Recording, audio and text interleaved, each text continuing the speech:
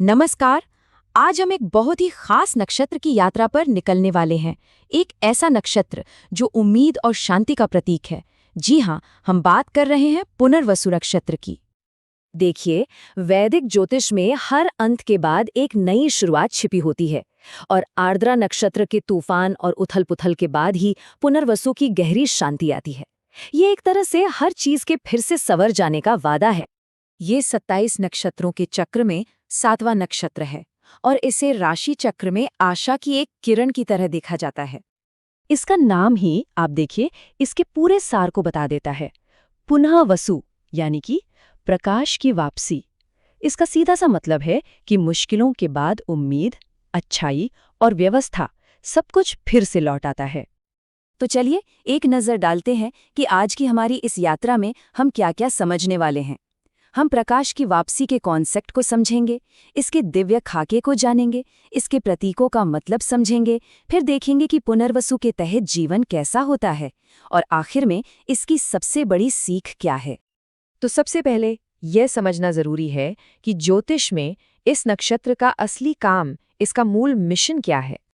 जैसा कि हमने कहा, ये 7वां नक्षत्र है और अपनी इसी स्थिति के कारण ये ज्योतिष की कहानी में शांति और हीलिंग की एक बहुत ही अनोखी ऊर्जा लेकर आता है।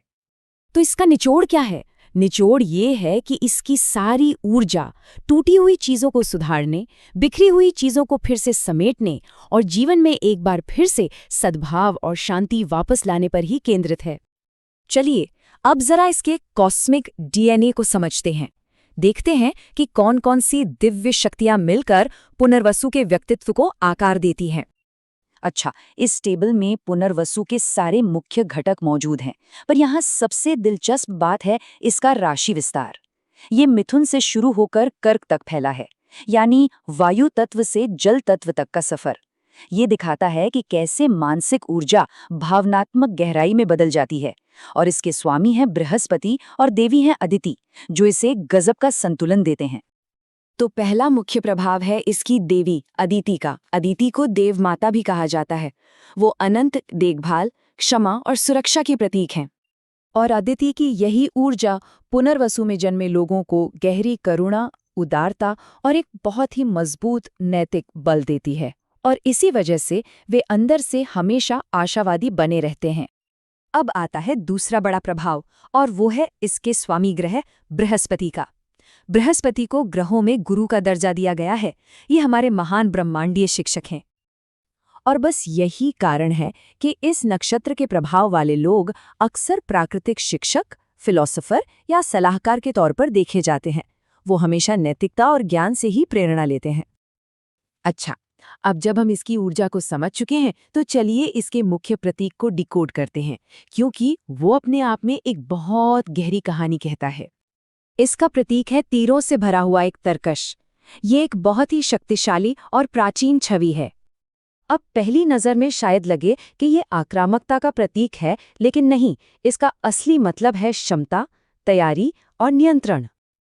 देखिए, कमान से निकला हुआ तीर तो एक लक्ष्य की तरफ चला जाता है, लेकिन तरकश में रखे तीर, वो हमारी जमा की हुई ऊर्जा, हमारे ज्ञान और हमारे संसाधनों का प्रतीक है। ये दिखाता है कि शक्ति तो है, पर उसका इस्तेमाल जल्दबाजी में नहीं, बल्कि सोच समझकर सही वक्त आने पर ही किया जाएगा।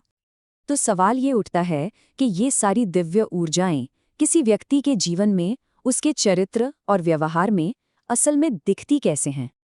तो यहाँ हम देख सकते हैं कि इस नक्षत्र के प्रभाव में जन्मे लोग शांत, ज्ञानी और बहुत क्षमाशील होते हैं, लेकिन कई बार उनका यही कोमल स्वभाव उनके लिए चुनौतियां भी पैदा कर देता है। उनका आशावाद और दयालुता उन्हें जरूरत से ज्यादा भरोसेमंद बना सकती है और उनकी सहनशीलता कभी-कभी सीमा से पार हो सकती है।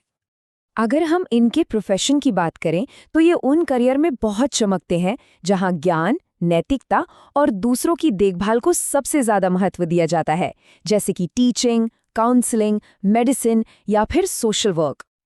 और जब बात रिश्तों की आती है, तो इनका मूल स्वभाव चीजों को ठीक करना और उन्हें फिर से बनाना होता है। ये मुश्किल वक्त में साथ निभाने वाले, पोषण करने वाले और अविश्वसनीय रूप से माफ कर देने वाले साथी साबित होते हैं। तो अंत में इस शक्तिशाली नक्षत्र से हमें सबसे जरूरी और गहरी सीख क्या मिलती है? यही पुनर्वसु का हृदय है। ये लचीलेपन, आशा और अच्छाई की अटूट शक्ति का एक गहरा वादा है। ये हमें यकीन दिलाता है कि हर अंत के बाद एक नई और बेहतर शुरुआत जरूर होती है। ये हमें याद दिलाता है कि किसी भी बड़ी से बड़ी चुनौती के बाद एक नई शुरुआत संभव है। ये हमें सोचने पर मजबूर करता है कि जीवन के किस हिस्से में अभी इस प्रकाश की वापसी की सबसे ज्यादा जरूरत है।